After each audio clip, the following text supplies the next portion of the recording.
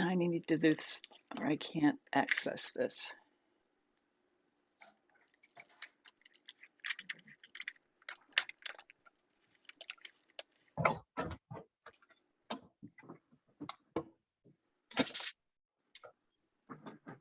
We'll take a look at some of the items that you folks uploaded to Padlet. As soon as I get my Padlet, here we go. Right.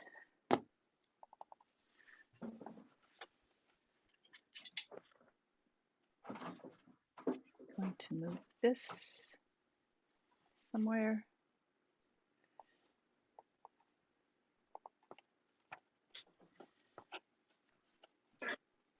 All right. This is Will's.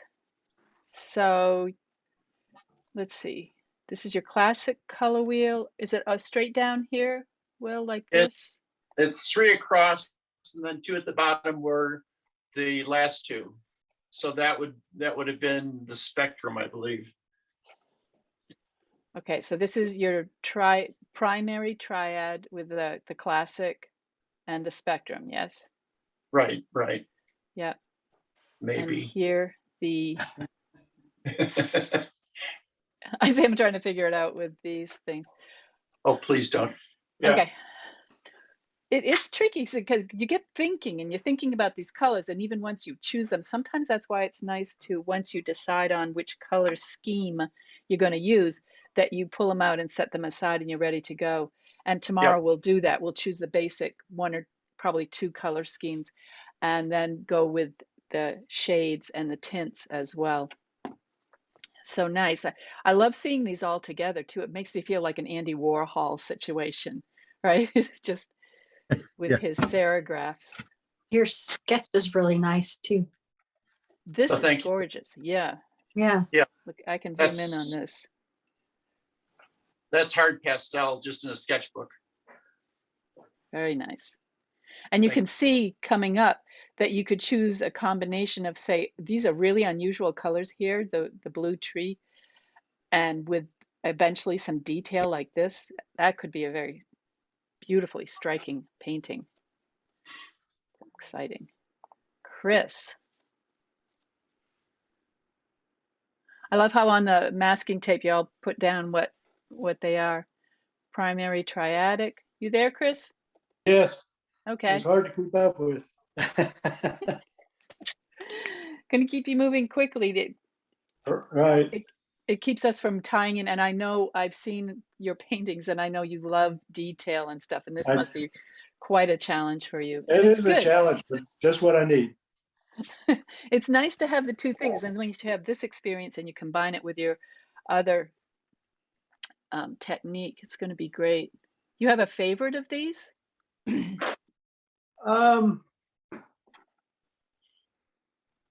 It'd be more like ones that I hate more than others.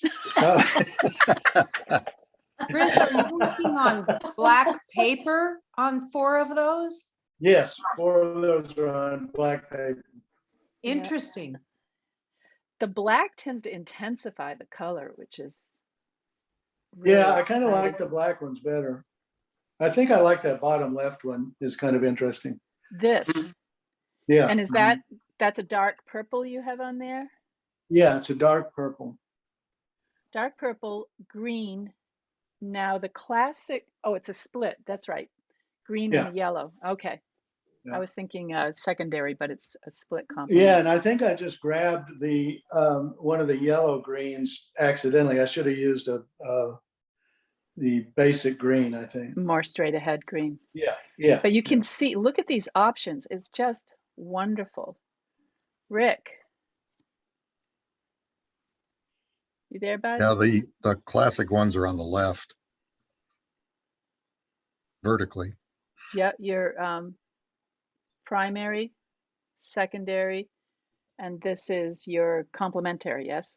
Yeah. Absolutely classic. Primary. This green is not really a yellow green. It's kind of, to me, an olive green. I'm not sure if you're seeing that? Okay, Yeah. nice. The secondaries, the green, blue, and red. And this is not a direct complement. Is this your split complement? Yes, it is. Mhm. Yeah. Do you have a favorite? Oh, boy. One that you might use for this afternoon, one or two for this afternoon? I mean, just in terms of the color. Yes, Oh, maybe.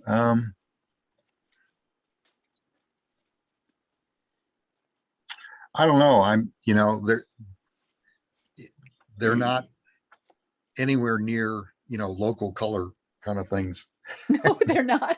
And so it's like, That's the I just point. don't know if I'm used to it or not, Right. but, Again, on the right side, the spectrum one, I try if you can pick out a more of a lime green with one of those combinations, perhaps. okay. Mm-hmm. Yep. Mm-hmm. Nice. Okay. Why is this not zipping back down? There we go. All right. Jennifer? Yes. Wow, Mhm. these are vibrant. And you're on a gray toned paper. I like that gray. It's nice neutral. Mhm.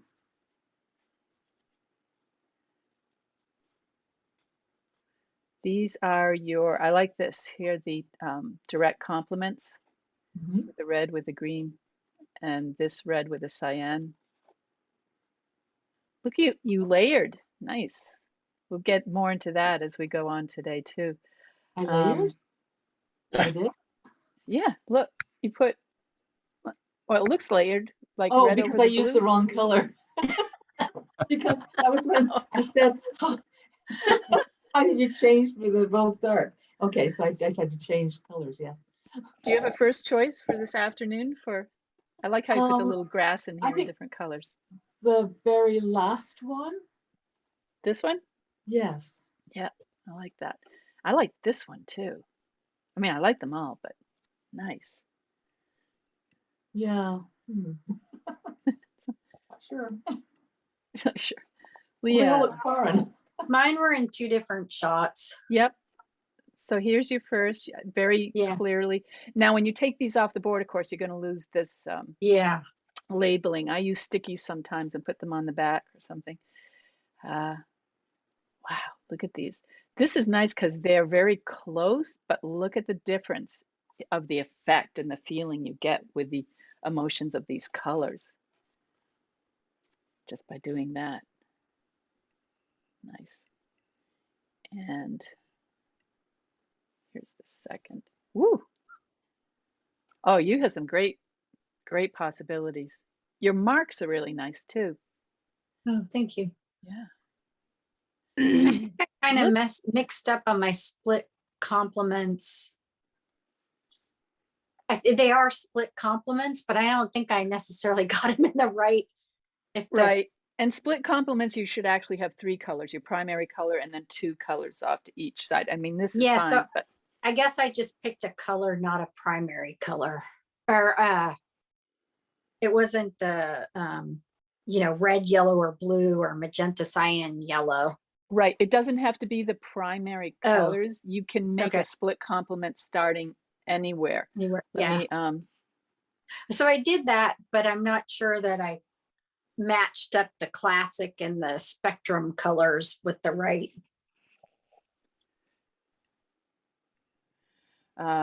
spectrum. So here you started with the red and the complement of that is the cyan, which Yeah, and I is its, didn't take those two and do a split of the two up above. So that's where I goofed up. that's okay. But we're thinking and you're trying some new things, which is great. That's not a keyboard. Cynthia. You at one? Okay. I couldn't get, I fought with it.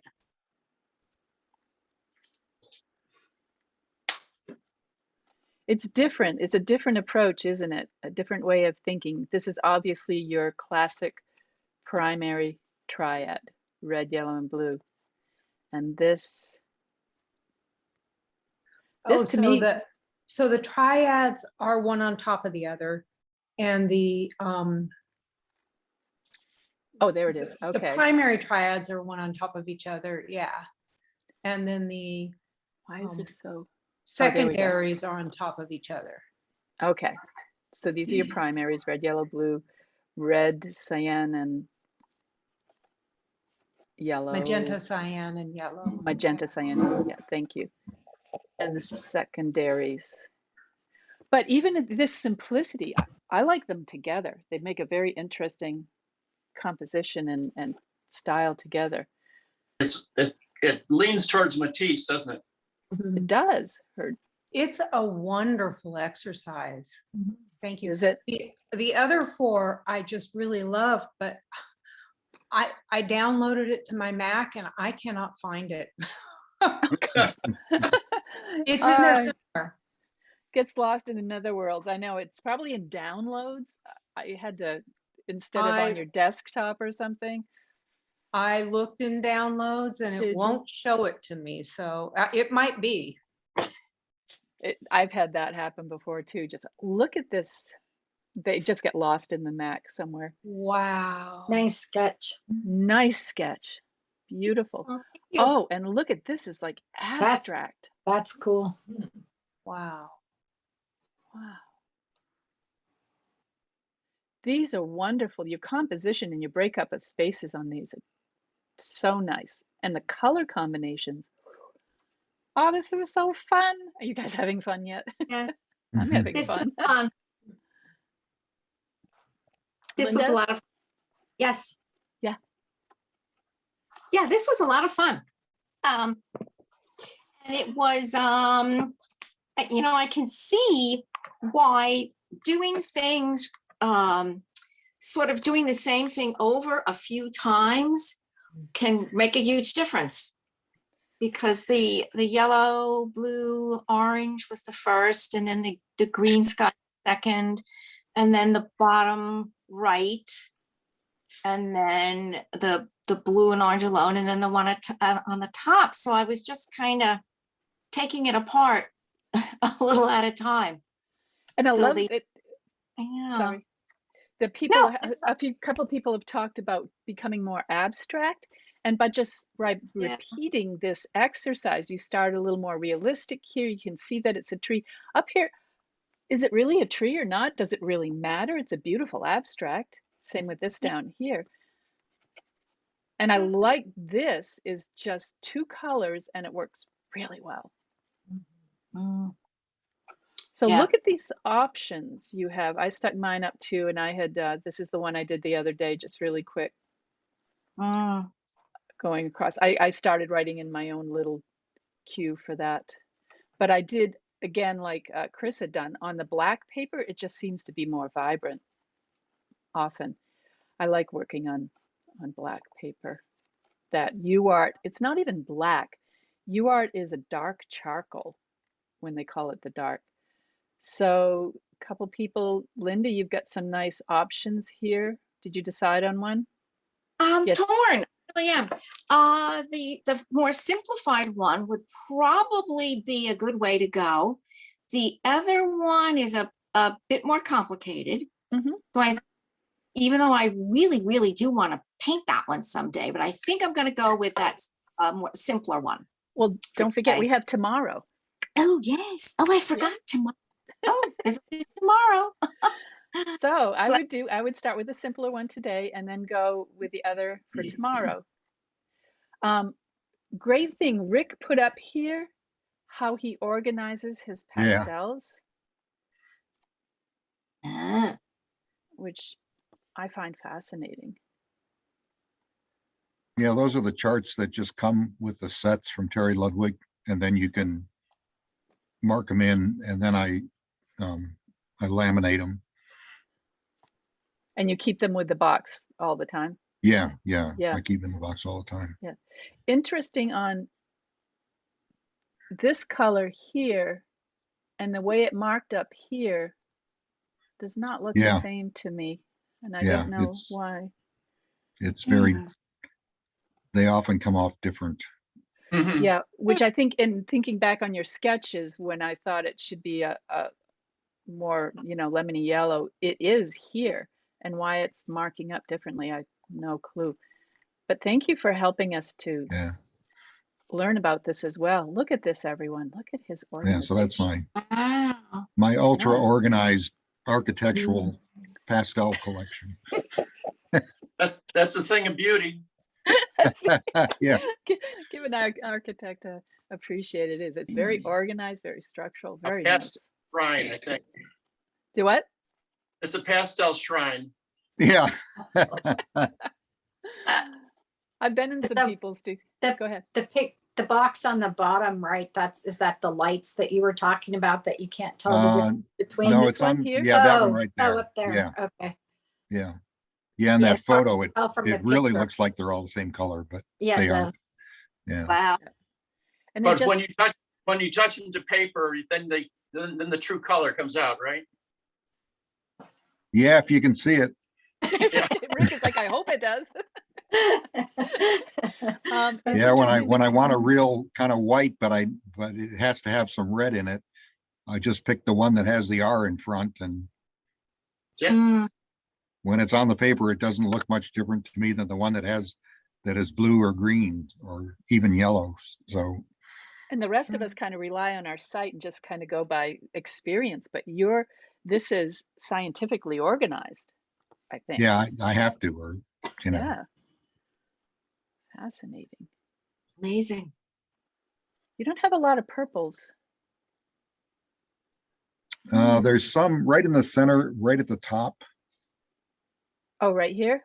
This Yeah, right up box? there. Yeah. There's some reds and oranges, and then the other side is a Purple bunch of sand. purples. And then in the two dark sets on the middle row on the right, there's more violets in there. Yeah. But I'm just looking over here. You have a lot of greens and green yellows and blue yeah, greens. there's a set called cool greens, neutral greens, and warm greens. You must Are be a we look- landscapist. Yeah, all my stuff is landscape. Yeah. Are we looking at all the sets that exist? No, And that- no, not at all. Oh, no. Oh, there's No. more. Oh, yeah. Yeah, there are quite a bit more. If you want to go full Terry Ludwig, I mean, you can, how many is in the set? 700 and something? I can't remember. Yeah, it's close to Wow. 800 in a full set. Woo. Yeah. And Mm. it costs well in how much? Thousands of dollars. Yeah. But We're going to talk about that. not today. All right. Well, I'm excited.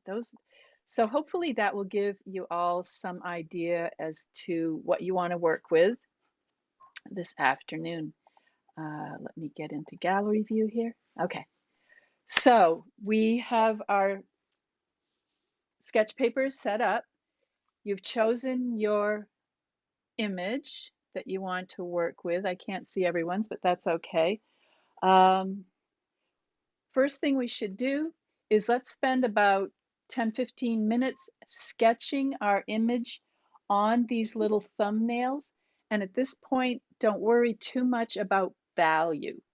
Okay, we're going to go with these straight, intense hues and not working in value lights and darks today. We're going to do that tomorrow. So today we're just going to do a, Warhol kind of bright colors like we did this morning, but in more of a organized landscape. Anybody else? Everyone's doing a landscape, yes? Probably? Mhm. Yes, Yeah. but I don't know which. So Terry Lynn, Yes, sir. we're not going to use value. And so we're going to have at most 3 different hues to work with. Are you And going so crazy yet? whatever we're working on can only have 3 areas, right? I'm struggling with that. I've got a fairly simplified landscape that I can use, but I don't know how I could do it with 3 colors. All right. I mean, arbitrarily, whatever those 3 colors might be. A tree silhouetted against the sky, yeah, I can definitely get that. But do you see what I'm saying? I know what you're saying, yes. Now Let I me- have I have a tomato lime thing that I could definitely do, and maybe that's what I should do. But without value and with only 3 different tonal things, then I'm struggling with, how do I how do I do a road versus a mountain versus a field versus a barn? All right, let me kind of do a little jump ahead into what I was going to share tomorrow. Okay. I don't mean to be difficult. No, I understand. And what I'm going to allow you to do, like I have any control over this at all, is this is an example here of this starts with the same color, sort of a red magenta here on each side. This is high saturation, high chroma. And this row here, basically, I mean, I did get some of the red over here, is basically going to gray. That's where I had that neutral gray in my pick. And in order to neutralize the color and come to a more balanced area, I use differing amounts of gray or that red magenta to get this. Mhm. You're not going to use gray. What you're going to use is its complement. So we're starting with the red magenta, and it's kind of a greenish cyan here. And I'm looking at the colors that are here, not actually the colors that I used.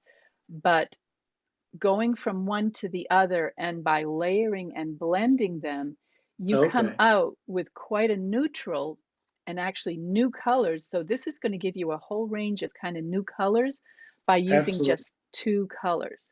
But again, you can, as you said, have up to 3 colors. Well, so today, will we be using the pure hues or will we be doing this glazing and scumbling? Um, you will use the pure hues. You're not going to use any shades or any tints. No, I But meant that in this, with this glazing that you're doing, right, you're with the glazing or getting, the you've got blending, 6 different, yeah. You yeah, got and that's only six 6. I different, mean, you can make it larger too. absolutely. But I'm saying Okay. today, will we be doing that?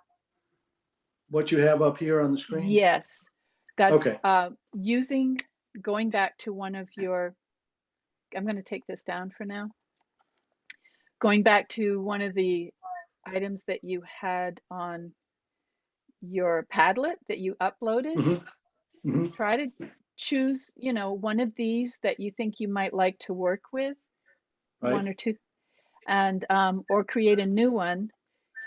I probably one of these because you can, for instance, in this one, you can mix the yellow with the blue right, with the, so you've got a lot more options there. Even though you're using full intense hues, pure right, hues, that's going to give you more options. But it is right, going to come out as a very intense painting because they're all high chroma. okay. And tomorrow we'll move into the softening of that, the shading of it, not the shading, the value changes. Does that make Okay. sense to people? So I would start with one of your previously played with color schemes, probably one of the triadic ones. I don't think a direct, the simple complementary one would work. So either your primary triadic, your secondary, or your split complement. Also, since we're more familiar with the classic wheel, I would like you to use one of the spectrum, this spectrum wheel, okay? And because that's going to push us into new colors. We've done the comparison of the classic to the spectrum, and I'd like to move into something that's going to be a little bit different with you.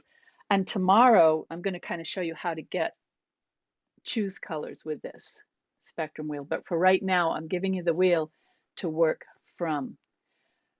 So primary, secondary, or the split complement.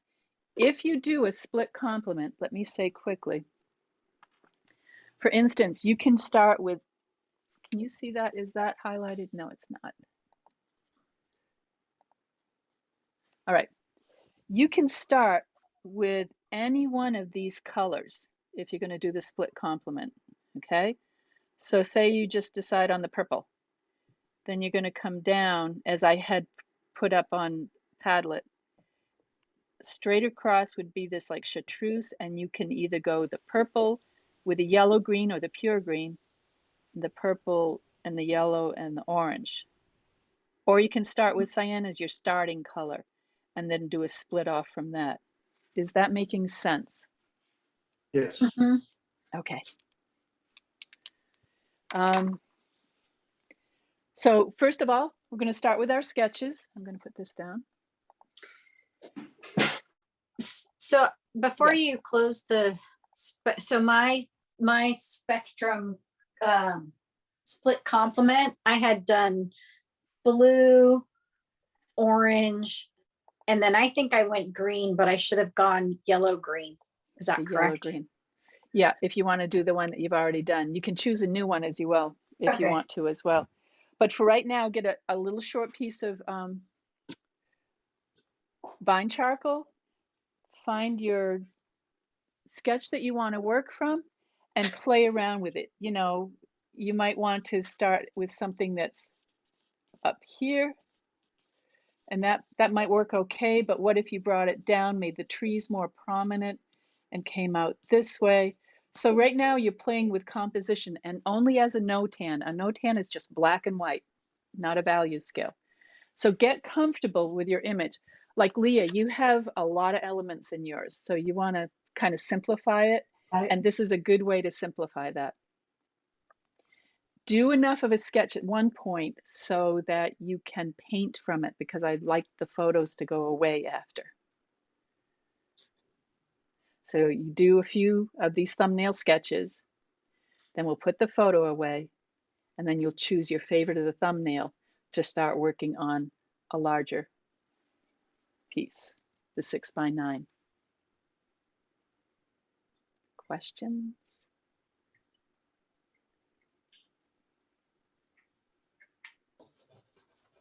Okay.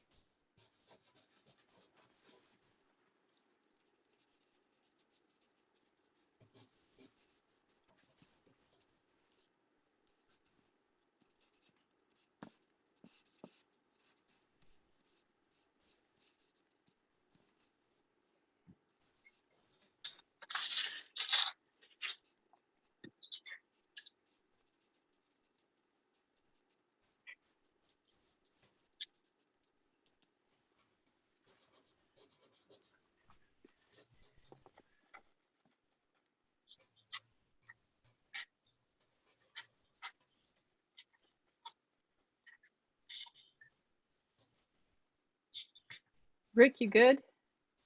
Yeah, I'm trying to find, I've got a photo picked out, and I was just trying to find it in my file so I could Okay. post it so you could see it. All right. And All I could see unfortunately, was you just looking at the computer, so I had to make sure everything was yeah, okay. oh, yeah, Okay. yeah, I'm just totally confused, you know, just, no, I don't think so. I don't know where that one is.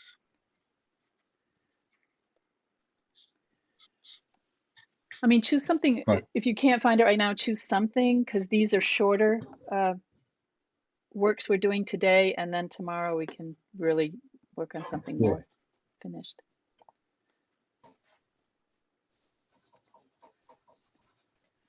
Let's see.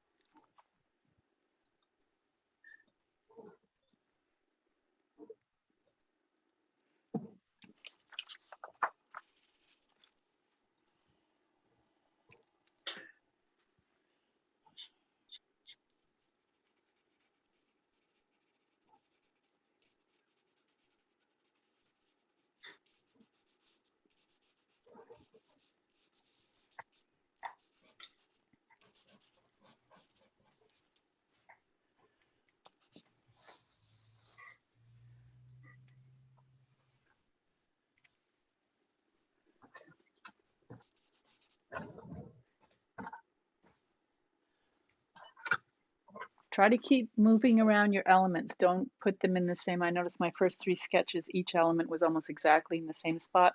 So I'm trying to push them around a little bit, although the photo I've chosen does not have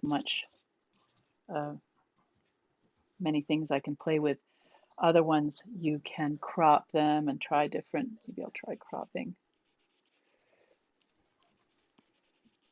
Sometimes when I'm painting alone, you guys don't mind if I talk while you're Not at working, all. I hope. Kind of nice, actually. Okay. It's like when I'm doing a demo or something and everybody's on mute, and it's like, I just feel so alone. I mean, I taught high school and adults for so long, I'm used to some noise in the background. It gets quite disconcerting when you're all alone. And then you talk, it's not that painting alone is bad, it's just like you end up talking because it's a demo. So you're talking to yourself, it feels like. I But don't think sometimes you're alone in that, Terry Lynn. All the workshops, I hear the teachers go, is everybody out there? Is anybody out there? it's true. You don't hear anything, and it's so odd. And a lot of us using the AirPod, I use my Yeah, AirPod Pros yeah. because I'm fine if I'm facing the computer, but if I turn around, you wouldn't be able to hear me. And this way, the microphone stays consistent. Anyway, back to what I was saying is that I will often set a timer, and I use my Alexa now because you don't have to keep pushing things with, your pasteled fingers. And I'll say, set an alarm or set a timer for 5 minutes. And then it stops at 5 minutes. And that kind of keeps you fresh. It keeps you moving. And every 5 minutes or 10 minutes, whatever you decide as a time limit, stop and step back and see where you are. It keeps, as I said, it keeps things fresher. It keeps things more exciting in many ways and often not overworked. It's so easy to overwork pieces. I actually kind of like that.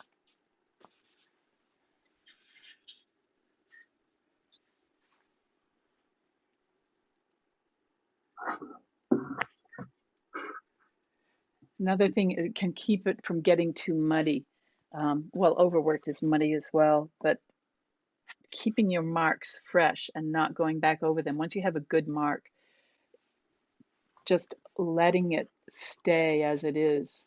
Sometimes we keep thinking we need to fix it. I gotta fix this. I kind of like that. That's my biggest problem. Fixing too much? Yes. Yeah. Yeah, and everything gets muddy and That's why if you do, set a timer and then step back and say, okay. And if you're not sure, leave it until another day or something so you can approach it with fresh eyes. I like that one. I like that one.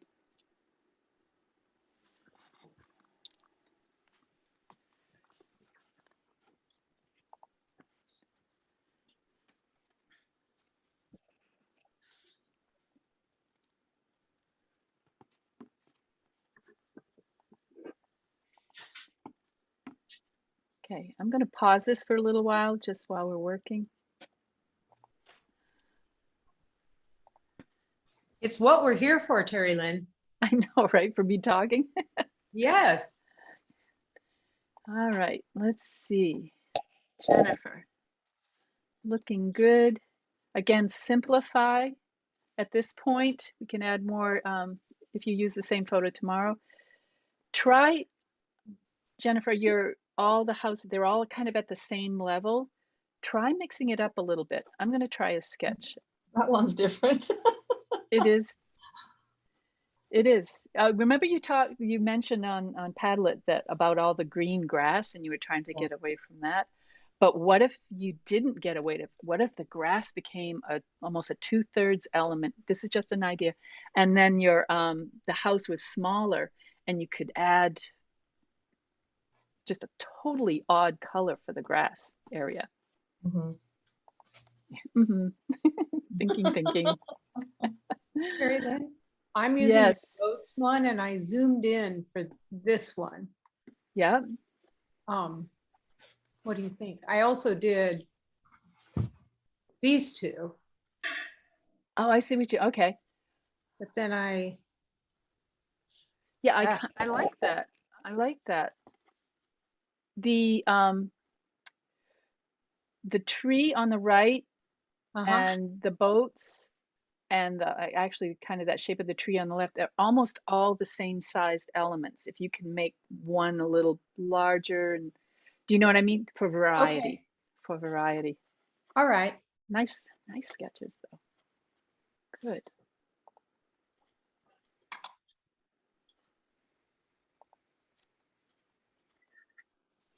Okay. Will, I'm coming at you here. Let's see. Spotlight. Ah, this place looks familiar.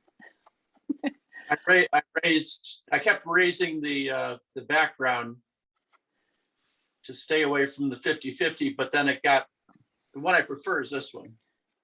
Yep. It's got And a I- nice balance to it. Nice. And I elongated so the water's going to come into this little cove, which obviously should be there. Yes. So that's the one you go with. Yeah, that's so far that's the chosen one. Nice. Linda. Okay. It's That is a no. interesting. I'm sorry? It is a no 10. Yes, you did that last one. The first one had some value switches, but that last one is definitely a no-tan. I've heard some people refer to value no-tans as, value sketches like thumbnails as no-tans. Hold on. All right, we should be pretty much done with our little sketches. Linda, this is nice. They're all similar, but slightly different. So I know if I were doing which one I would go with. I would probably go with your last one. But part of what pulls my eye to that is that you've got value changes, but that's okay. By layering the colors, as I showed before, you can almost insinuate value changes when it's not really going to be a value change. So we're making differentiations in color by other colors, but all the same intensity. Hope that anyone else? So once you've decided, you should have some good thumbnails.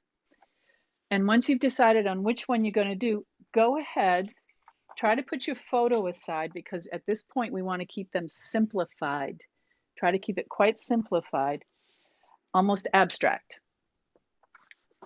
Then you need to choose your colors. My suggestion is get your colors out as, let me try this. Spotlight. Okay. So here's my color wheel. And then if I decide I am going to do something wild, I want to do a split complement. So I am going to go with a red magenta and the cyan and the green yellow here. So the easiest thing for me to do in that case is initially pull those out of my color box, or somehow decide how I'm going to remember what colors I'm using, and then limit yourself to those colors as you approach. In session 1 today, we did the undersketching with the colors. I think that would be great. I'm feeling if we do an undersketch with black or a charcoal, that's going to give us another element that we might want to stay away from. Try at least one, and I think we're going to have time for 2 this afternoon, with just 3 colors. Whatever you choose, either the triad primaries, the secondaries, or the split complements. Is that clear? Mm-hmm. Okay.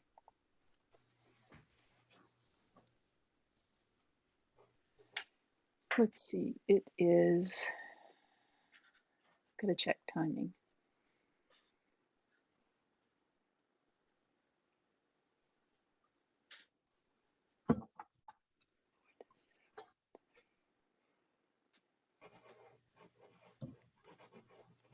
I'm gonna hit at about 45 minutes for this first one. Does that sound good? I'll check on you around there, around 40 minutes or so.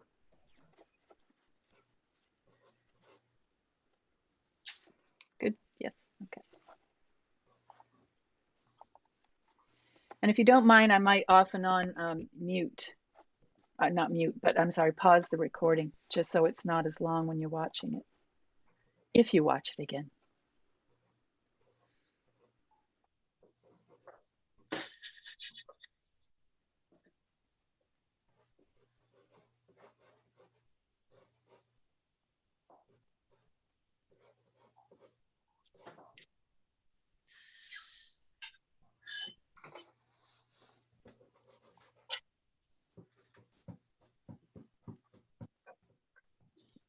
Chris McGraw, what are you drawing with?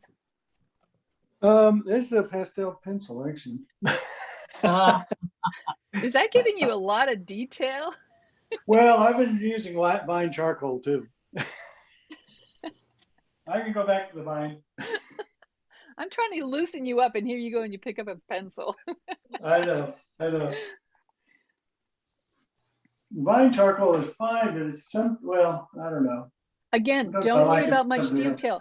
In your photo, squint way down and just get the basic shapes. Try not to worry about it's a barn. Forget it's a barn. It's a dark shape. Yeah. Okay. But I like that you're going vertical with that. That's nice. Yeah, I think it might simplify the whole composition some. Yep.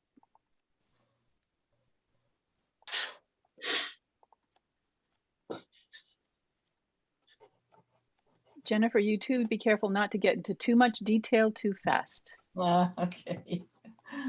It's so tempting, and we're in such habits. Like what you did this morning with just those areas of color, try to do that right now too.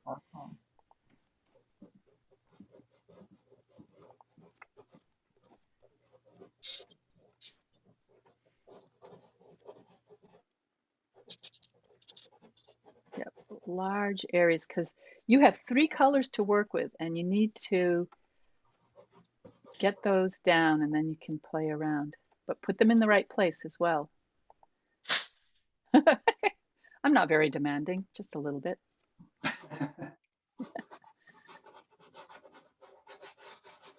I'm so used to encouraging people to be creative in their own way that often it's hard for me to say, do this. But it's just to try something totally different than what you're accustomed to. There you go, Jennifer. I like that. That's good. Thank you. Nice.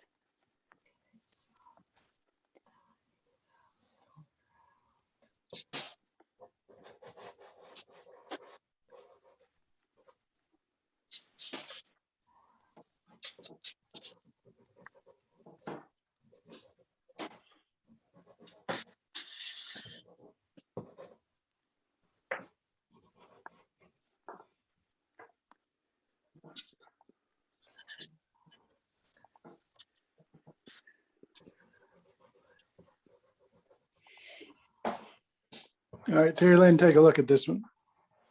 All right, Chris, hold on. The one in the upper right? Yeah. Yep, I like that. I like Okay. that. Have fun with it. Oh,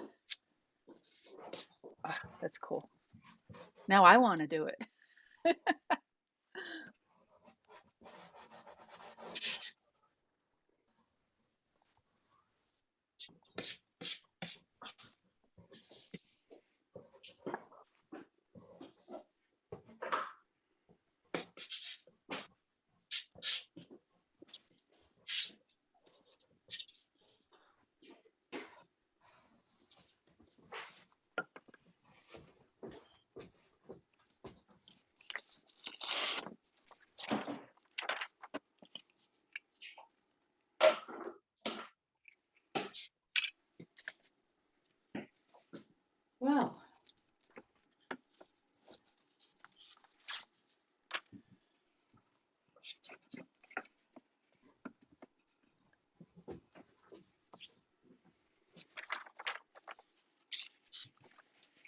Now I'm just gonna, for the recording, I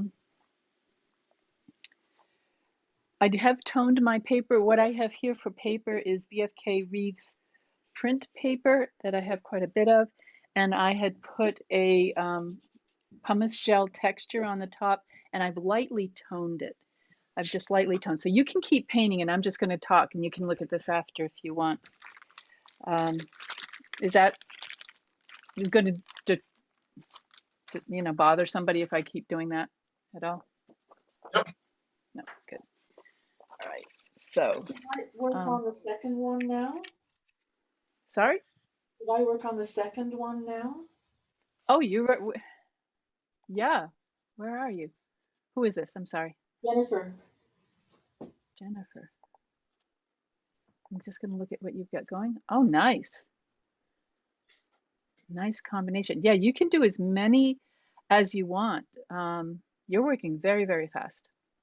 do I choose, I guess I choose different colors now, so I just. Yeah, try different colors. And then as you move along, you might get a favorite that you really want to work with. Okay. Nice.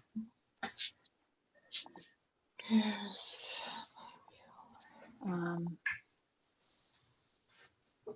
I had to turn my board because it's vertical. So I am going to work with those three colors that I chose, the magenta, cyan, and the lime green. But the first thing I'm going to do is I want to tone my board more. So it is just so light. I don't like that. So I'm getting out my pan pastels. And as I said, the pan pastels come in different colors. You can get this nice palette to set them in. And then it has a cover that goes over the top. So I'm just going to kind of tone some areas generally in the background of this. And that's not the sketch I decided on. I decided on this sketch here. And my colors. That one.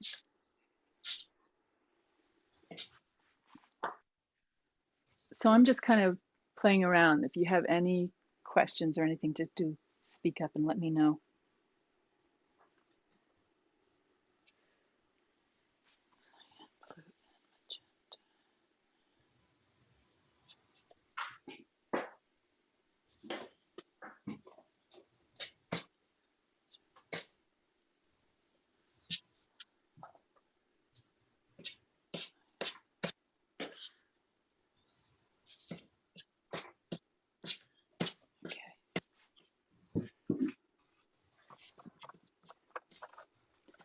So with pan pastel, you take a sponge and you just pick up some of your color like that, and it's on the sponge, and then you can apply it. So I'm going to be thinking about my negative space around the trees, just that large kind of shape there. This is helping me block out my image. Where is it going to go? I've decided I want the chartreuse in this area.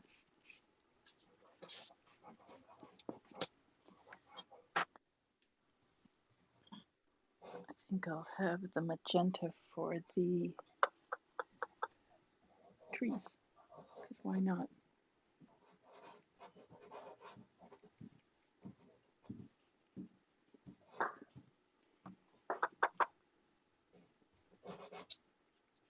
Nice thing about the pan pastels is this is the tool I prefer the best. It's quite large and you can get in a lot of color very quickly for your underpainting. It's almost like an underpainting.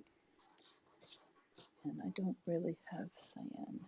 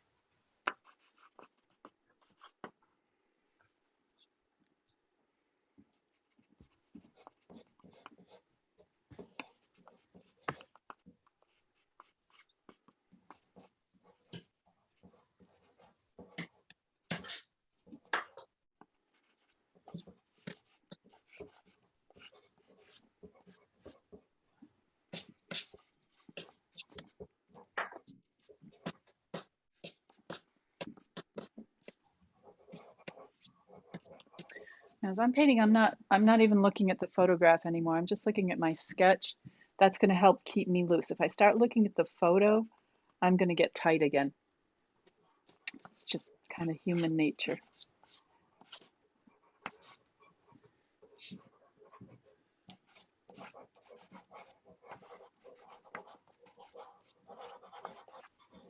Keep in mind, this is not going to look realistic, hopefully. You're going to try, you're playing around with color. It's going to look semi-abstract, a little bit like those Wolf Kahn pictures we saw that were just, looked at one or two really quickly, kind of wild and free.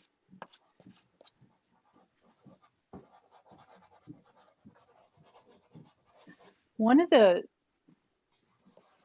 things this does for us, it creates kind of an oblique strategy. I'm not sure if you probably heard of it or you understand the concept. And the concept is throwing something in our normal path that's going to push us off from the path. It's like a river. A river's coming down and it has its normal path, and all of a sudden a giant boulder falls off the mountainside. Well, the river has to find a new path. It's forced in a way to do that, and sometimes that new path is more and creative and interesting. And that's for us. We're used to a typical way of doing something, and if we throw in something and force ourselves to try something different, it can take us to areas that we were not expecting to go and open up whole new horizons for us. Terry Lynn, Yes. when you do the split complementary, you go straight across, and then you can either choose the two colors on either side of straight across, or you can skip and choose the colors that are two away on either side of directly Yes. across. Okay, Let me, gotcha. like what color? Well, I was looking at the purple. So the purple. So the Mhm. complement, of course, is this, like what right now I'm calling chartreuse. I mean, you could call it so many Right. different names right there. So that's not what you want.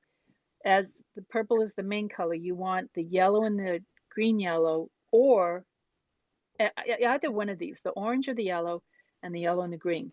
So you see what I mean? As long as it's not the Okay. direct complement. Okay. So I guess what I'm asking is, you move one away, okay, on either side of the direct complement. Yeah, or you one or move two. two away, one or two, but you don't move one away on one side and two away on the other. Why not? You could Okay, actually. that's Yes. I mean, yeah. So like if you're using the purple, right. you could do the purple, the yellow, green, and the Yeah, orange. and the Right. orange. That's what I was asking. Okay, good. Thank you. Okay. Or you could do the yellow and the green. Right, Yes. right. Okay, thank you. Good question. Yeah. And as you get using this more, you'll find you can expand that, and it's going to work out well. Is this my? I'm getting pastel all over my original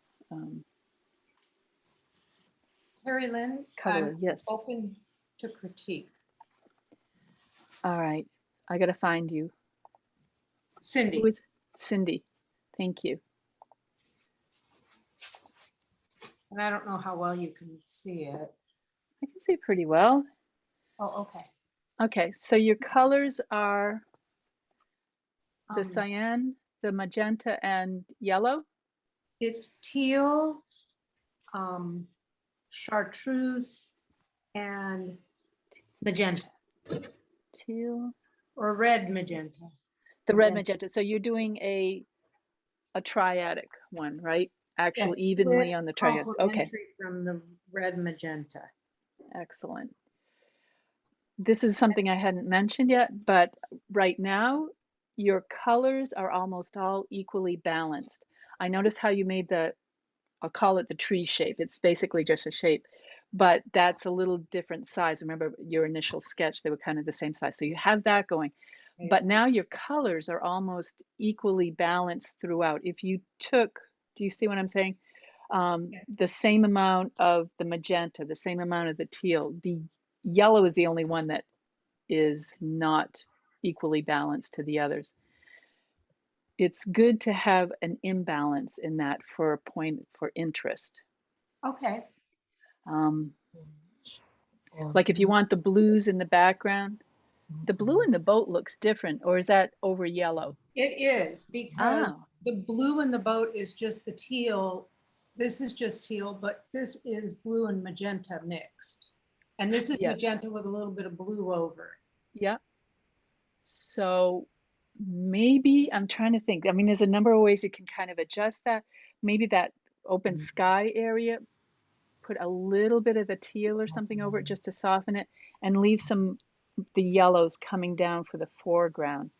Right now, the inside of the two boats, that light magenta is almost the same amount as that sky poking through. Do you see what it's almost too balanced. Nice to throw it off. Is that making sense? So put a little bit of blue over these. Just a light skim, just kind of glaze it slightly. What paper are you working on? You are? Pastel matte.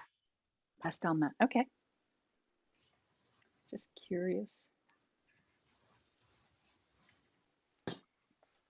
And see, that will kind of push that back and separate it from what's happening in the foreground.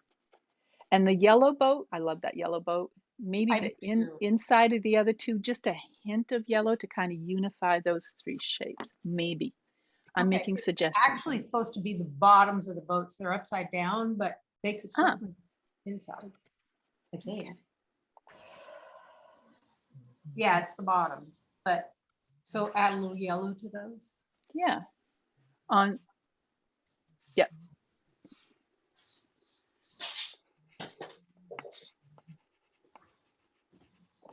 Oh, my pastel, Crumbled? it had a little blue on it. So we're getting all kinds of colors. Oh, you have your rag in your other hand? I have it on the table here. Okay. Sometimes we get painting along, we forget to like, oh yeah, I'd better use the rag so my colors don't get mixed. Oh, that really helped. See, I just need you beside me all the time.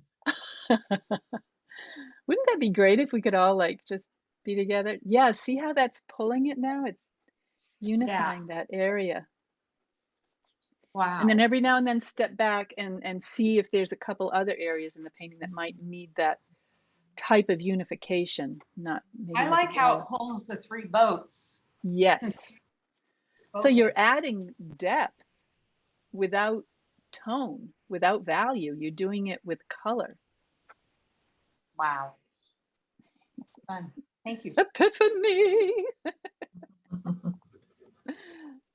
It's fun. I mean, if we're not having fun at this, why are we doing it, you know?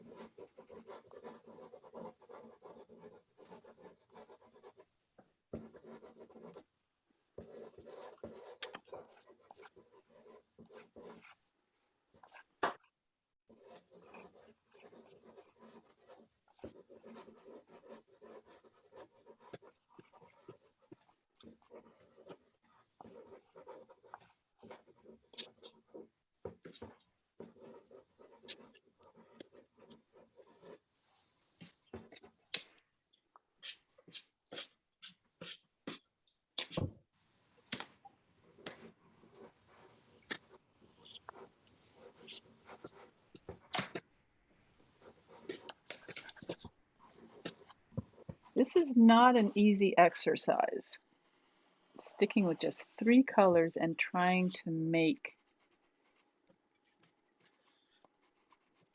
a painting that comes together.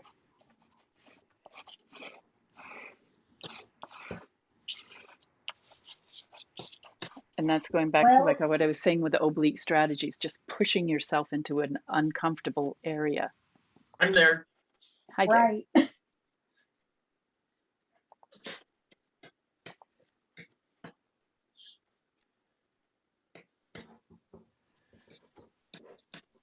Leah, are both of those using the same 3 colors? Yeah, they were using the same because I wasn't liking the first one, so I Yeah, no, it's interesting by the layering on the right side of the blue over that magenta is creating so much more depth and color. And then you've got the light magenta on the path, and where on the left-hand side one, that path really kind of pulls toward us, but it's also fighting for attention with that light in the background. So is On the this path working out better, you think, than this No, one? I'm thinking the other one, because This one? that Mhm. leads you, the one on the right leads you back into the distance. The path is Mhm. softened, and you want to go into that light that's beyond. If you squint down, I think there's just more variety with just the 3 colors. There's a lot more variety On in this side, the yeah. one on the right. Yeah, Mhm. nice. I kind of got away from my sketch on I ended up liking this sketch Yep. the best, and I kind of got away from it on that one. So I kind of went back more to it on this one. And you're doing well in the bottom corners. Sometimes people will have the path. You don't ever want a diagonal line going right off the corner of the paper, and you Oh, have yeah, like done that. right. You've broken that right. Good, good. And the trees have a more variety on that one too, as well. One's larger than the other, where the others are pretty Yeah. equidistant, equal. Jennifer, I'm heading over. Look at you. Oh, you're having fun. Yeah. Look at that. Mm.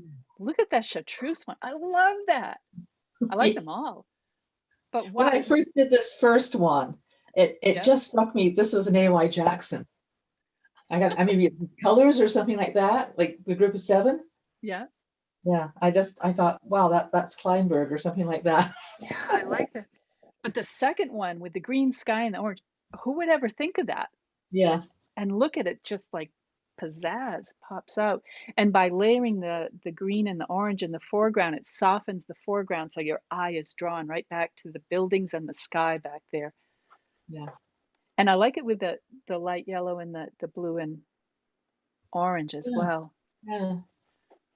And see, the more you're working with it too, you're getting a stronger composition in a sense. Yeah.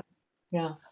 Here's a thought. I wonder about in that foreground with the grass, what about more vertical strokes instead of horizontal? Or Actually, in the original, there's a fence. Yeah. Yeah. that is So, cool. It's like Chris took his barn and he's making it into a vertical, like just off from what the original photo looked like. Linda. I'm heading over to Linda. Wow. Well, that's my first one. You got a wolf con thing going on there, that's for sure. Look at that. That is gorgeous. And the here's layering. number 2. Okay. That's coming along. Yeah. Yeah. Can I see the number 2 again? Yeah, sure. Little kind of lollipop-ish, but Yeah. I don't know. And what are you going to do with that that naked paper in the back? That's my next question, kind of. Big question. I don't know. I know. Okay. Yeah. I like it. I'll get back to Thank you on you. that. Well, I appreciate that. Thank you. Okay. It's a fun exercise. Yes. And I don't think we when we get painting alone, sometimes we get so serious and we get so God, yeah. focused too fast. And this, Mm. I'm your oblique strategy. I'm pushing you out of a comfort zone. Yeah, for sure. Chris, nice. I like the abstract quality of that. The barn is almost halfway down on your paper. Uh-huh. What if you pushed it up a little higher? Now, the bottom of the paper is there. Yes. So the base of the barn is about halfway. I'm just wondering if you push that up higher, the base of the barn, Okay. Yes. and exaggerated the foreground a definitely do that. little bit more. Okay, 'cause you're, I don't know, I'll it's just a definitely try thought. that. Okay. Yeah. No, I like it. What have I not seen?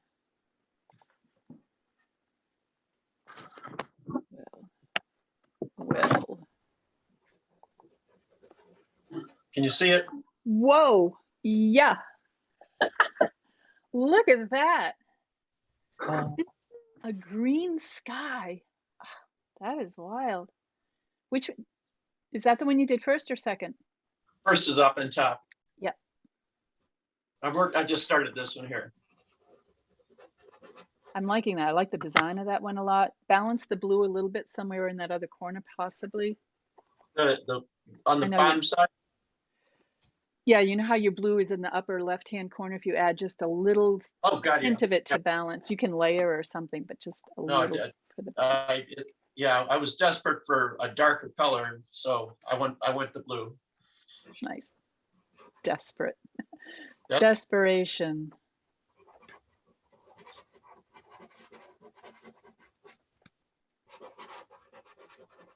Rick, try not to get too uptight on this. This is for fun. Yeah, I'm playing around with what happens when I start combining these three colors Yep, I like it. and just seeing what they do. This is a total aside, but you're working on some sort of board that's a bit shiny, Yes. and that doesn't, the reflection of the light doesn't bother you when you're working on that. No, because normally I'm working on pieces that are a lot bigger. Yep. Okay. Just curious. I found I was working on a kind of a plastic board for a while, and then I went to do plein air on it, and the sun bounced off that thing. So Oh, that's why I started painting my back. Part of the reason I started painting the backboards black, just so I was just yeah. curious. It's kind of I don't know if it's intended to be a marker board or something. It's not very Okay. thick, but it's really nice because when I get done after a while, I can wash almost everything off it. Yep. I get, if mine gets built up, I'll just add another layer of black paint. Yeah. Nice.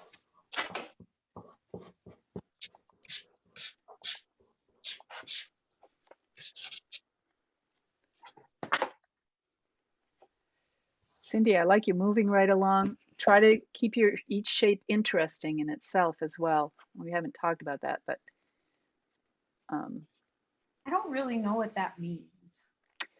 yeah. If you took one shape like the tree on the right, which is now just a mass, which I understand, it's just kind of blocky right there. Okay.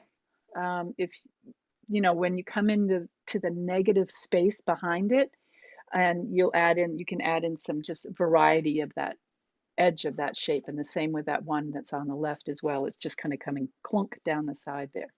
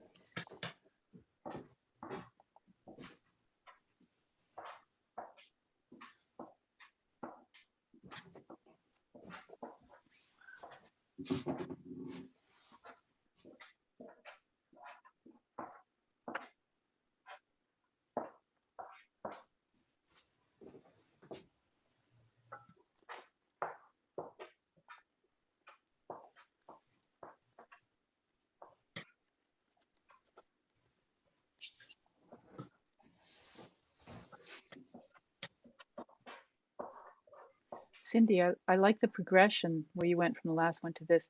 So your colors here are the orange, purple, and is that a like a chartreuse green? Or, let me put it on here so I know what it was. Oh, it was yellow green. The yellow green. Okay. Yes. From here it looks just like yellow, but Yeah.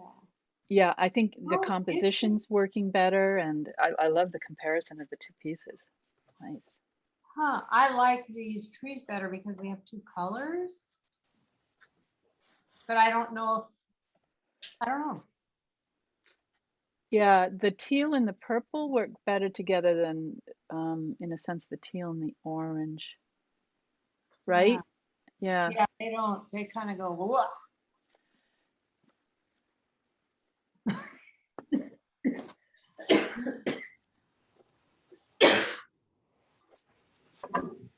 You could maybe add a little more yellow on one of those forward boats too. I don't know, I'm just playing with it in my mind. All right. 1, 2, 3. Yeah, the orange and the yellow green are so close together in this. It's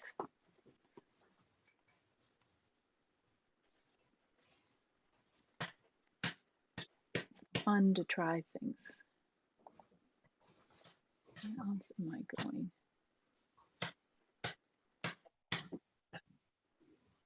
Thank you. You see things.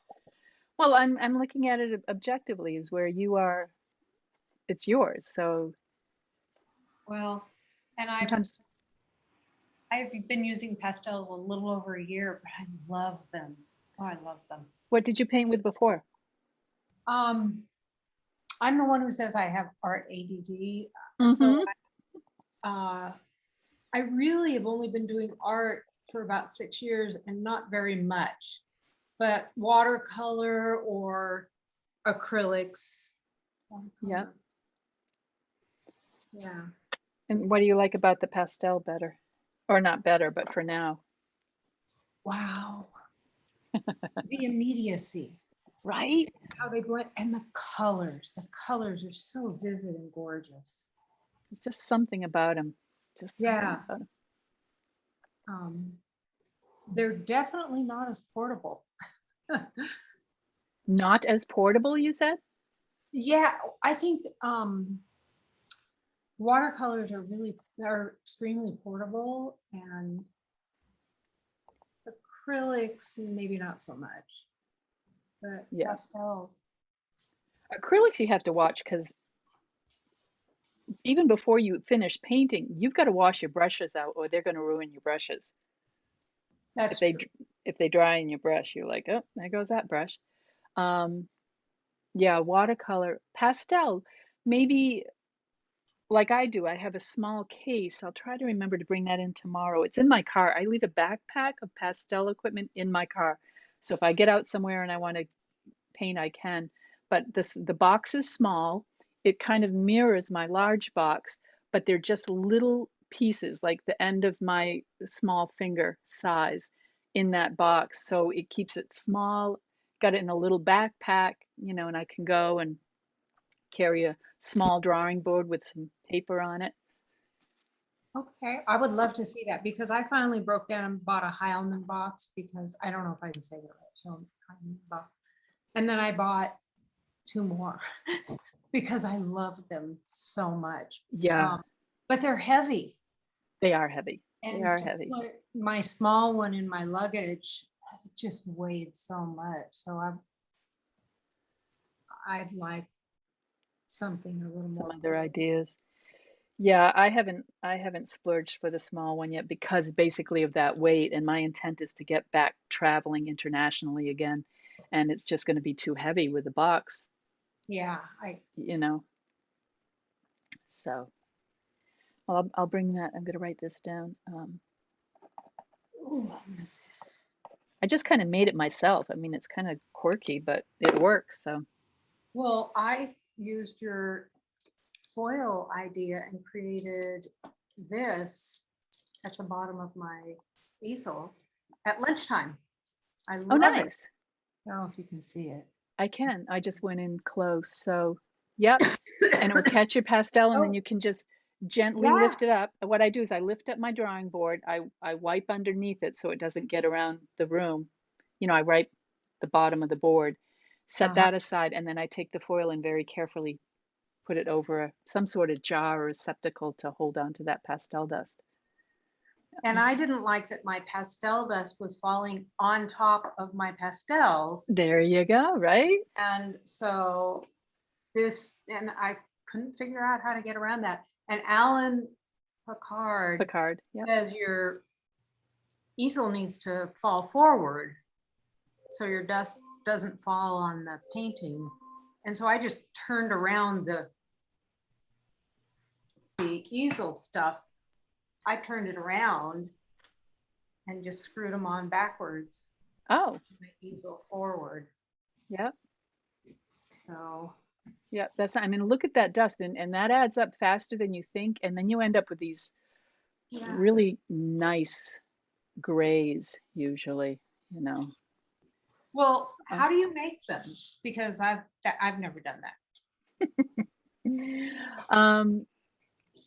It's not hard actually. I'd been planning to do it since college, and I finally did it at 3 years ago as the first time. I'm like, oh my gosh, this is easier than you think. But I do have a little YouTube video on it. I have a couple actually. Oh, So because these, well, let me just back up, guys. It's been 40 minutes.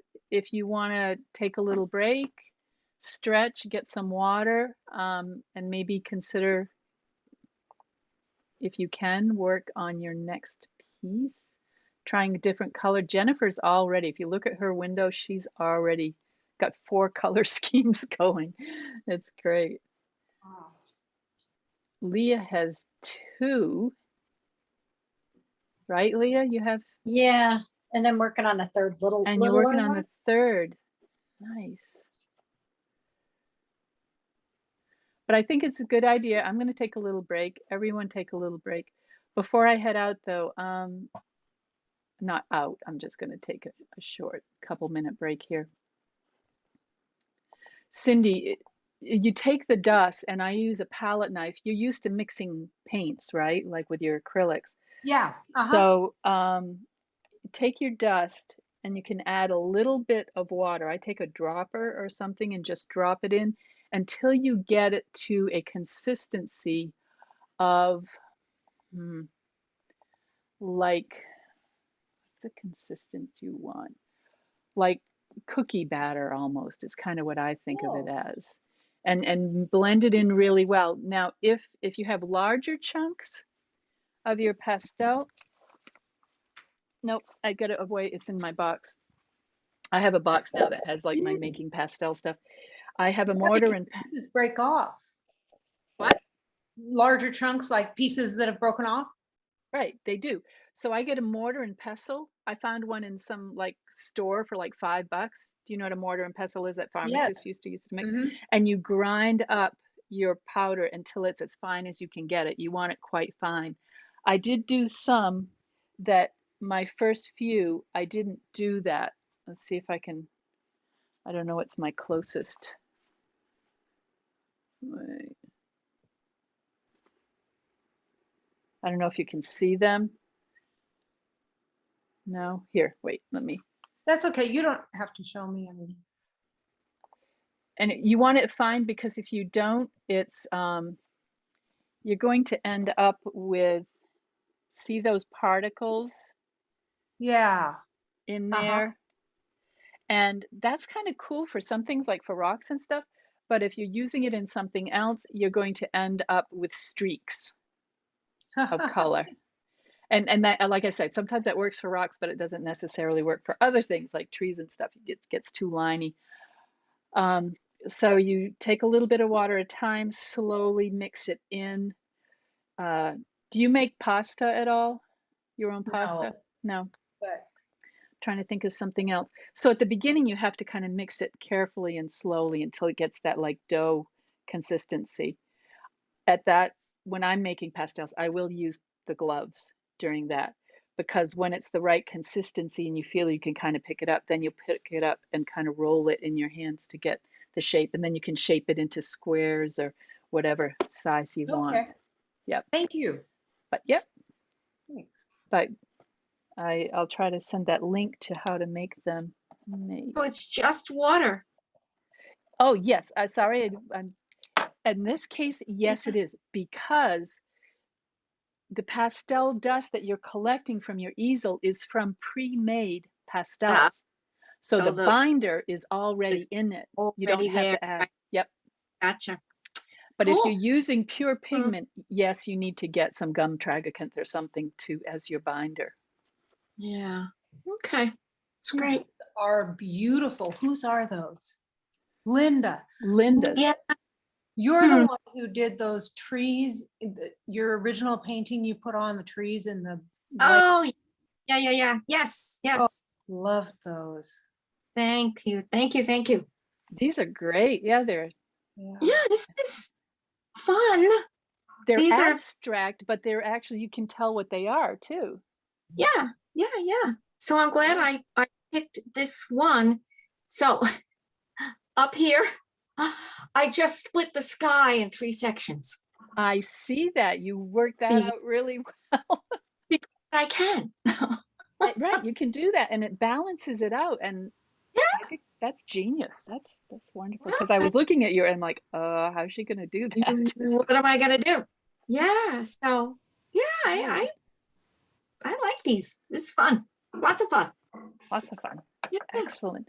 Yes, I am glad I did not pick that more complicated one. Yeah, that wouldn't have. That would Yeah, have and been more- tomorrow you have more time to do Yes. that. So Yeah. So tomorrow for that one. Yeah. Cool. excellent. Okay. Break time. Yeah, let's take a quick break, get a drink of water, restroom, get a breather if you can, and then we'll come back. And if you don't have an extra piece of paper, let's try to get another one so that you can get a second painting in this afternoon, or another painting. Some people have more than seconds already.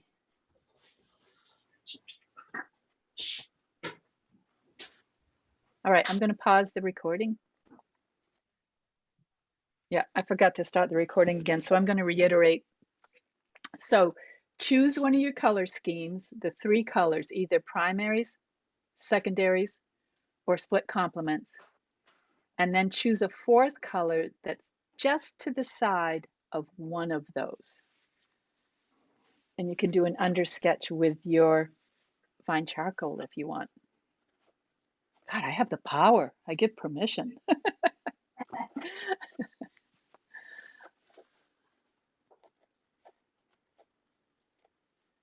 Rick, your 2 paintings are very nice, very different.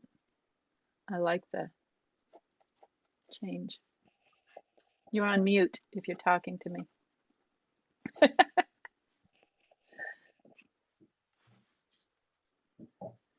Yeah. Hi. Yeah, the first one got really muddled. And so then I just decided to switch colors and leave out a bunch of the clutter in the background.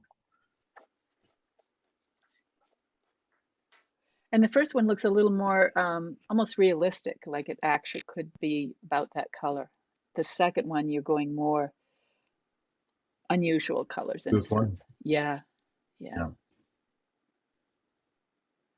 Yeah, and I like the simplification of the forms in the back, the buildings and stuff. Excellent. And I like your color choices to the side. Are those on separate pieces of paper or on the same sheet? Yeah, it's the same sheet. I just got a piece of tape there. Yeah. And then, so I put down, these are the basic ones I'm using, and then I tried, mixing them, the different combinations, just to see what would happen. Nice. It's a nice balance. If you would, when you take a picture of this, take those little tests on the side as well, the little color tests? Okay, yeah, Yeah, well, I'd like to see yeah. that. Thank you.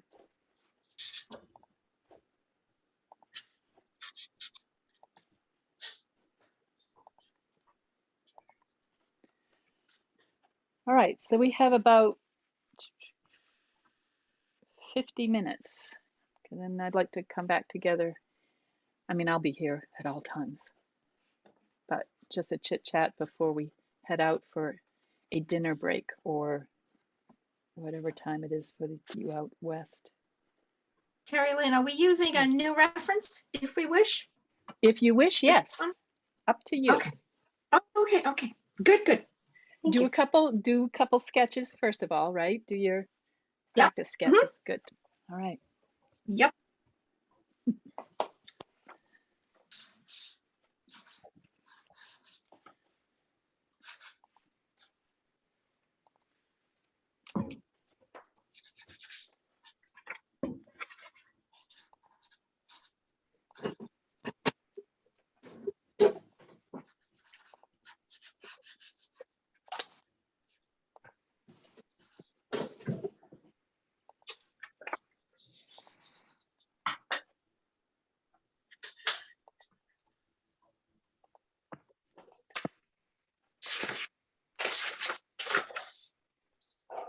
How you doing, Linda? Good. Okay. We're doing good. I just hadn't checked in I with you am much. just I'm gonna go switch over to my other reference, the little more complicated one, but I thought I'd maybe do a piece of it. Oh, that sounds good. I like it. Yeah, just kind of where the lightest lights meet the darkest darks in all the foliage and tree trunkage and all that. Tree trunkage. Yeah. There's a, I think it's a Midwest accent that says foliage. Yes. Is that Midwest? Yes. I've been trying to figure it out because in the Northeast I always learn foliage because there's an I in there. Oh, yeah. But It might be New Jersey. Well, I must say, I say foliage, I think. Yeah. There's a I whole grew up in section. Chicago. Oh, okay. Well, that's where I was born there and lived there for a short period of time. I've just kind of been trying to figure out difference because I mean, I like regional languages and regional idiomatic expressions. Same in Spanish. I mean, travel from one country to another, their accents are slightly different, their pronunciation and their vocabulary can be slightly different. Just like English, although it's based on a very similar language, like, you know, English, British English, American, and different areas in the United States. You have your Aussies, have your South Africans, and there's all, it's just fascinating to see the history of that, how it became too, as mostly colonialism spread that out across the world. I remember taking a painting trip to France quite a few years ago. Yeah. And yeah, fabulous. And well, yeah. And we were in, where were we? We were in Provence, in a little town called Cadenet, and we took a day trip one day and we went all the way down to sort of a little tiny village outside Marseille. And we were in this little cove and there were boats around and guys, you know, hanging out, talking boats. Could not understand one word of what they were saying. And you speak French. The French was a little bit. A little bit. But didn't even get one word because it sounded like a language. I was like, wow. My so even you know. Yeah. My senior year in high school, we went to England, and I remember, I mean, I was 17 then, and we were talking, these two policemen, these two young policemen, and I'm looking at one guy, and I'm fairly adept with the languages, and I'm thinking, he's speaking English, and I don't understand a word he's saying. Oh, was it real Cockney or? It could be. It could have. I mean, it was so long ago. I really don't remember. I just remember being astounded. thinking, oh my gosh. But I've always Yeah. been fascinated with languages. Let's see, what did I do? I brought this down.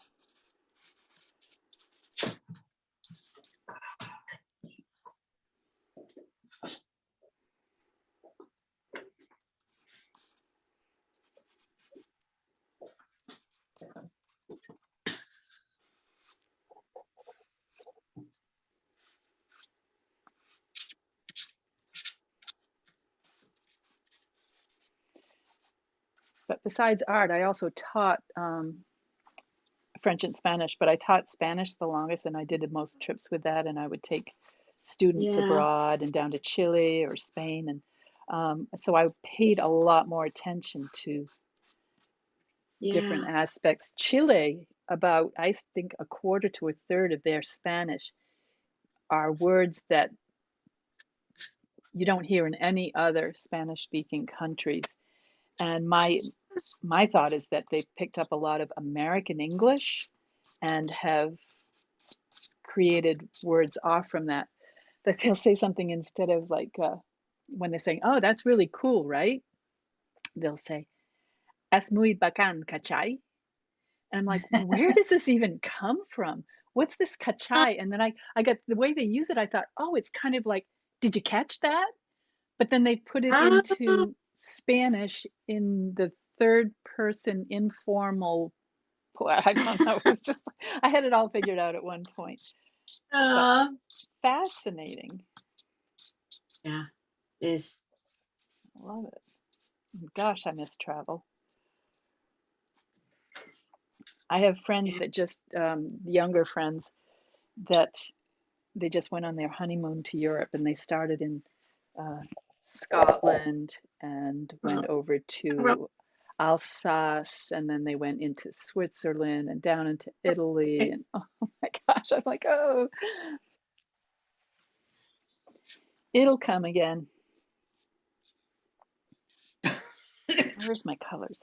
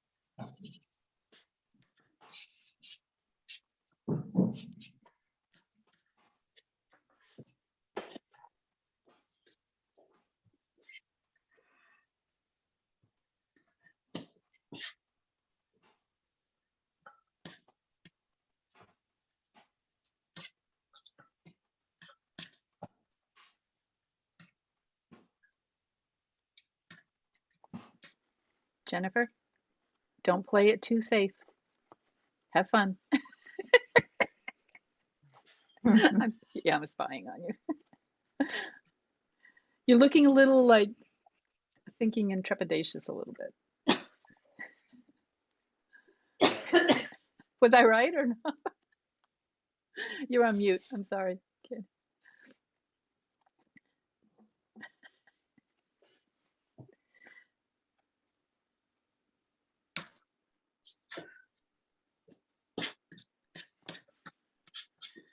I laughed. I said, she's watching. You just, I mean, you were thinking and was good, but it's like, try to push it. Take that little sketch that's the most unusual and try that. Just a suggestion. I'm not ordering you. I'm just saying.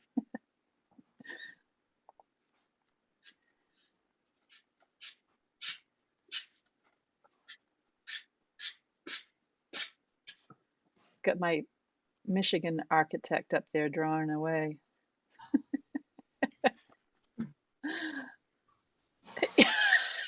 You're on mute again. Did it for 36 years. I can't stop myself anymore. Oh, excuses. No, I'm teasing. At least I'm just sketching it. I'm not measuring it out. Yet. Yeah.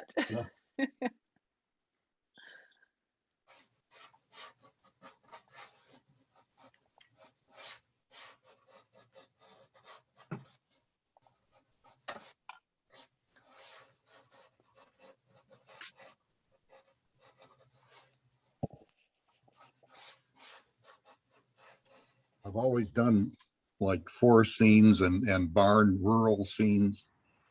And in the first few years on my barns, people marveled that they could see the individual planks on the old barns in my drawings. Yes, which is wonderful. But I think you know, yeah. at this point you wanted to loosen up and try things. Yeah. Yeah, I spent years loosening. Oh, I'm still loosening up trying to do that. Here, Lynn, how much time do we have? Oh, we have about half an hour. Oh, great. Okay. Yeah, Rick, sometimes if you really want to try to loosen up, use your left hand. Do what? I was saying Rick could try loosening up by using his left hand. Not now, but you know, at some point, Yeah, it's a nice exercise I will to do. try that at a point. Or I find turning my reference upside down is really good. Yeah. Yep. If I get stuck. I did a portrait of my father who died a couple of years ago with his dog, and I knew I would get too uptight about making it look like him, and I did it. I turned the reference upside down, I turned the painting upside down, and I did the majority of it that way, and then just finished some details. How did it turn out? I was rather pleased with it, actually, which is hard for me to say. But gave it to my mother. So. Aw, that's nice. They were married 70 years. Oh, oh, that's wonderful. 70 years. Yeah. That's amazing. It's wonderful to have your parents for so long. I did too. Mine both lived into their 90s. Yep. It's nice. Yep. My dad was 93. My mom's 95 and still going strong. Yeah. Linda, that's exciting. I won't pay a lot of attention to you right now, but that's so cool. Loving this combination.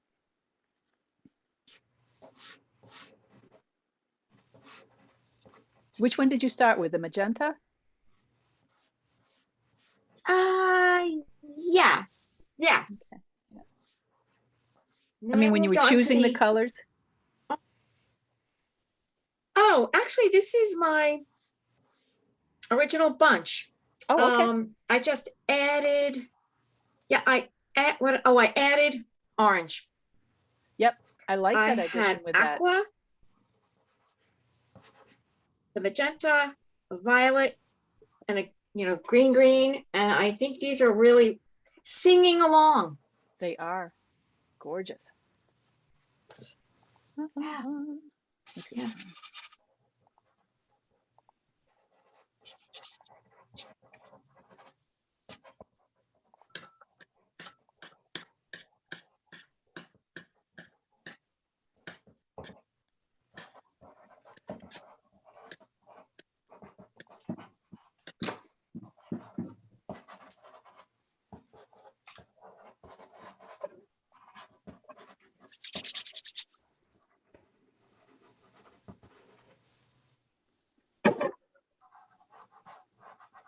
Huh. Fun. Yay. You guys remember the old movie Arthur with Sure. Oh, yeah. Right. And at one point he's like, isn't fun the best thing to have? I love that line. It's like, yes.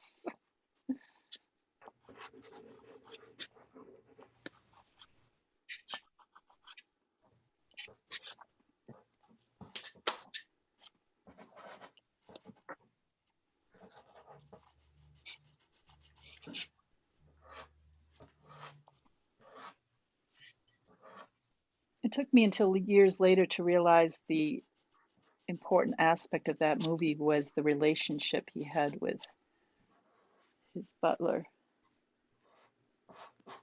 Oh, yeah. father-son relationship. Hmm. And John Gielgud was just genius as he was.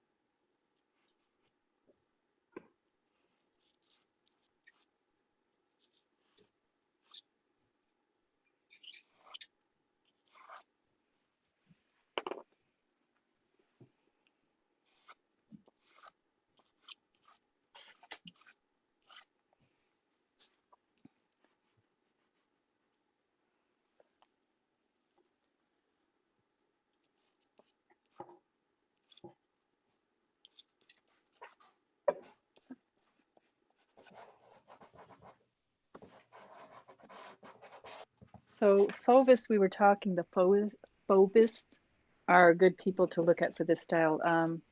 Wolf Kahn. And if you want to look at somebody contemporary, although Wolf Kahn was quite contemporary, he died just sometime during COVID a year or so ago.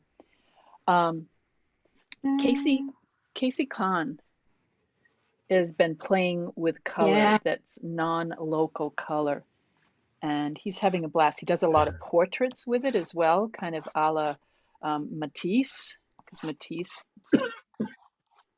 applied the colors to portraiture as well. Do you know Casey's work? Somebody said yes. Yeah. Yeah, he's amazing. Yeah. He really yes, is. no. There's Nice. I discovered a pastel artist. His name is Mike Kelly, and he's from Indiana. I'm not sure what town he lives in, but he's doing pastels that he's really kind of channeling Wolf Kahn. It's I think he's a retired ad agency artist or something, but Um, you can find him on if you Google his name. Okay. But Mm. one of my big dreams was always owning a Wolfcon pastel, and never in my wildest dreams could I afford to buy one. But Mike's stuff is still affordable. Did you get one? No, I haven't yet. I found out he's in a gallery here in Michigan, over on Lake Michigan, in Douglas, Michigan. And so I'm hoping this winter to make a trip over there and maybe find something I can bring home. Oh, nice. Well, I'm going to look him up.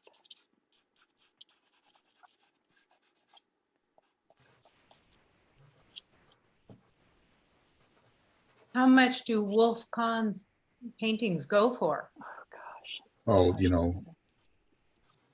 some of them, he worked in pastels, and that he did, I think most of his work, plein air, was pastel, and he would do studies in pastel, and then he would work in oil. And when you're looking at them online or in printed material, it's hard to tell the difference. Yeah. Because you can't see the texture. But I've seen paintings of his, were $20,000-$30,000. Oh, wow. Yep. And now that he's deceased, the price is just going to go up for sure. Yeah. I remember seeing his work way back in around the 90s, and I think he was one of my influences when I started doing these optical studies, trying to figure this all out. Just beautiful things. His, mine.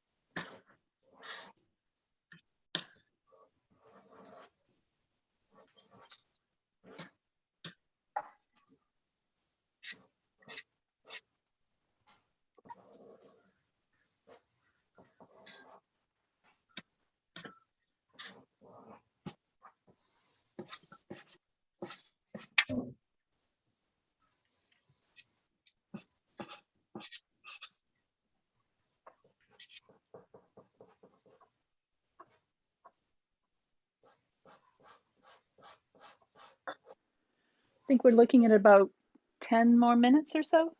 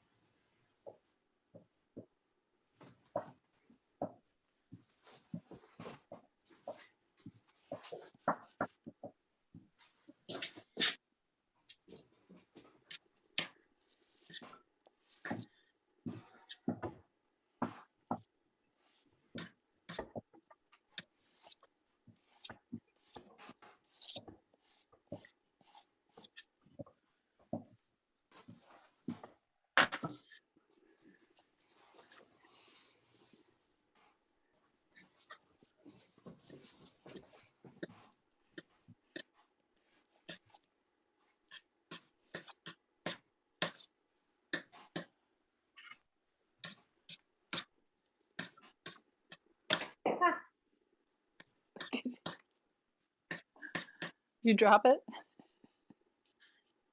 No baby was my sketch. Ah. Oh, Tara Lynn, that's beautiful. Beautiful colors. Oh, plain. Thank I'm on an you. experimental painting again, but yeah, thanks. Look at these. Oh my gosh. Jennifer, from the last time I looked at that, that has totally changed.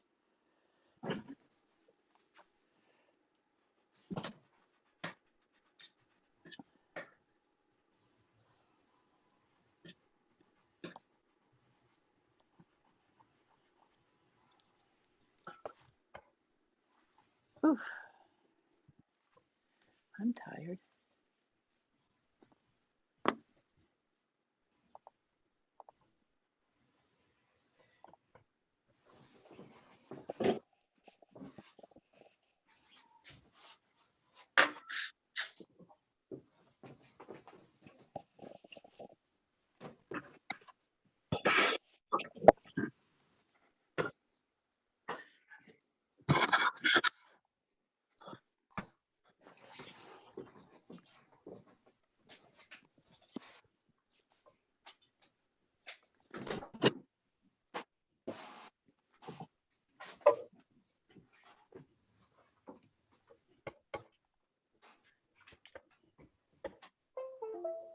Sorry, that's me. The only way I can get pictures from my camera to my laptop. Understand.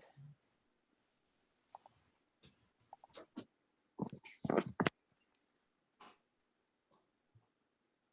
you see that? Yes. Wow. Wow. Oh. Really nice. Look at that orange. Actually, initially, I hardly even noticed the orange. I was so captivated by the rocks and the trees. And then I'm like, orange, Orange. orange. Isn't that amazing? Wow.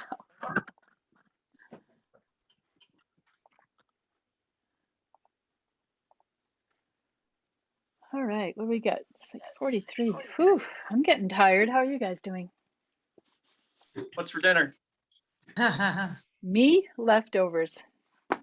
Mexican leftovers. In Maine.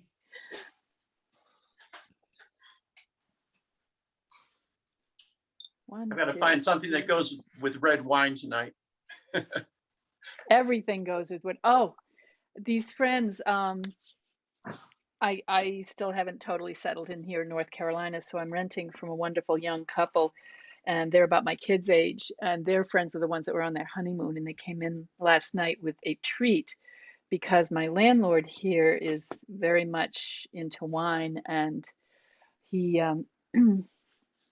is the president of the French Vigneron, the French Broad Vigneron Society here in Asheville. And his friend brought him an orange wine from Alsace, and we got to try it. Have you Ooh. had an orange wine? Orange No. wine is basically you take the white and a white grape and you ferment it with the skins on as you would a red grape. So it leaves a tint of a brighter orange or yellow, a bright yellow, and also has tannins, which most white wines don't have tannins because the tannins come from the skin of the wine. And if you ferment it, you know, if you just take the juice out and ferment that, you're not going to get those tannins, which is that kind of dry tardiness to it. It was fascinating. It was fun too. Sounds interesting. Yeah. Well, when I first moved down here, I needed a part-time job, you know, before COVID. So I worked at a winery for 2 years and I learned all of this stuff about wine. So for Will, you know, just almost me, anything goes with red wine. A nice rich cheese. I'm sure you have some sort of beef product. Your camera's doing something weird, Will. I don't know what's going You on. must be losing power.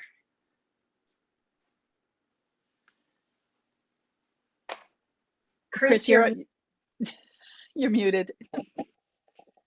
Yeah, I wonder if they lost it on the mountain. You're muted, Chris. Yeah. There I am. There you My go. iPad died. Oh, The only device in the world that can die, whose battery can die when it's plugged into power. Oh my gosh. really? It was Apple plugged in product. and your cord's working? It was charging? Yes. So irritating. Yep. I've learned to plug everything in, even my AirPod things. It's all plugged in. So when I take these out, they'll charge up and plug, plug, plug. I'm surrounded by wires. It's How true. it goes. It is true. So I can do this. And I'm not sure what happened to Will. Chris, you want to check on His, Right that here. maybe? his iPad is probably dead as well, or Oh, dying. yeah. I bet that was it. I'll Because call him. that's what happens, I think, because mine started to die too, and I plugged it in. But when it starts to die, the image goes But black. mine was plugged in and it died. That was what was so irritating. Oh. It was plugged in So- all day.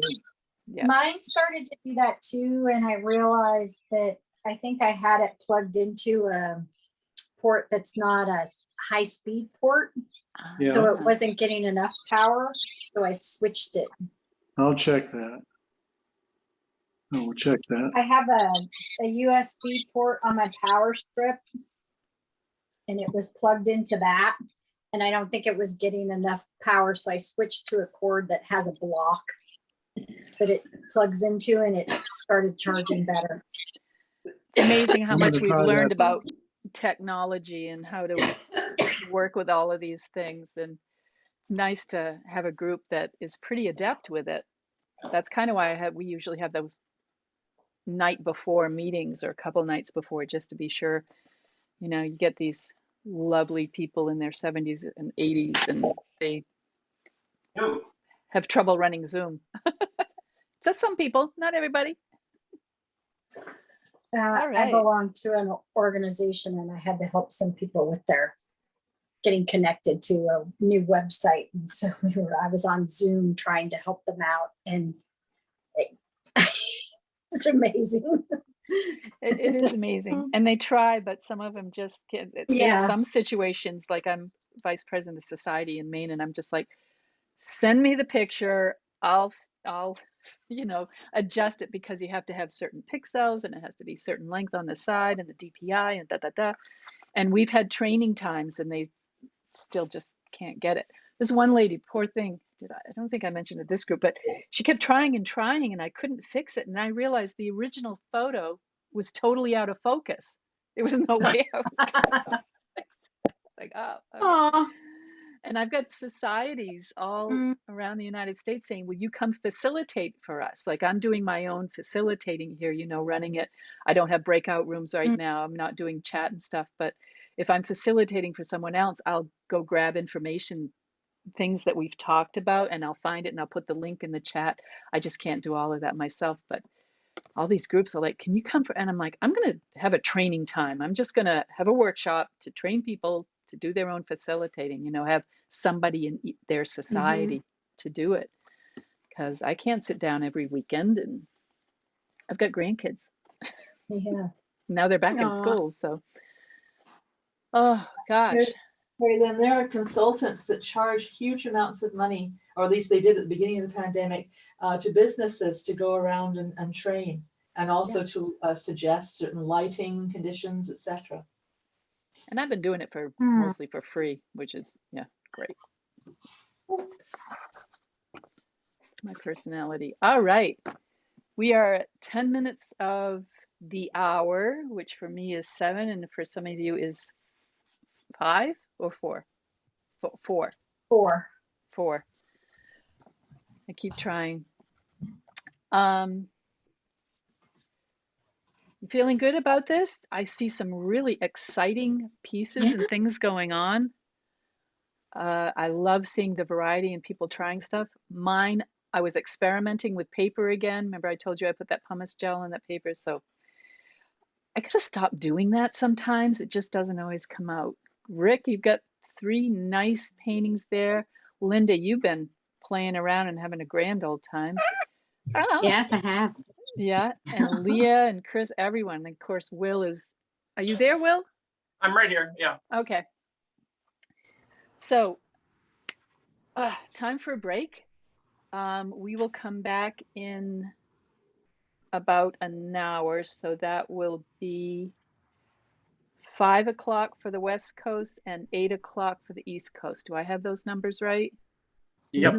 Yep. Yes, Good. 8 o'clock East Coast.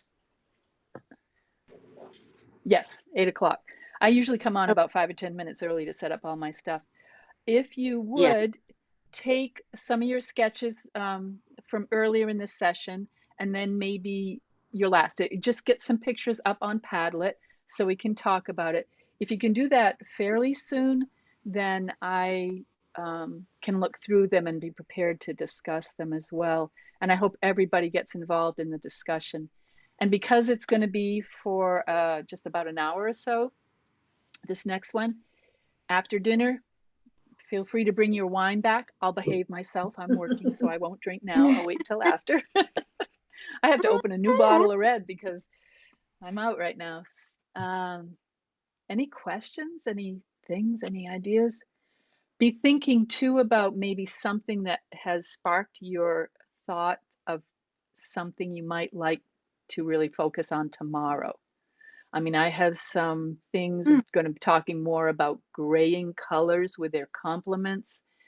I'm going to show you how to find an optical complement. Your eyes will go buggy because you can't do it too much, but you can do a couple at a time. That's kind of exciting. And then we'll do another painting or two tomorrow. You all are working quickly, but tomorrow I'd like to do a more finished, at least one really good finished painting. So we have 3 hours for the first session tomorrow. I'll call it the third session, and then 3 hours for the fourth and final session with like a little critique at the end of that, a gathering. You like my glasses? These are those special glasses that, you know, are for looking at computers and stuff. It reflects. Yeah. So I try to hold my head down so you can see me, but I need readers. Good. I will see you in about an hour. All right.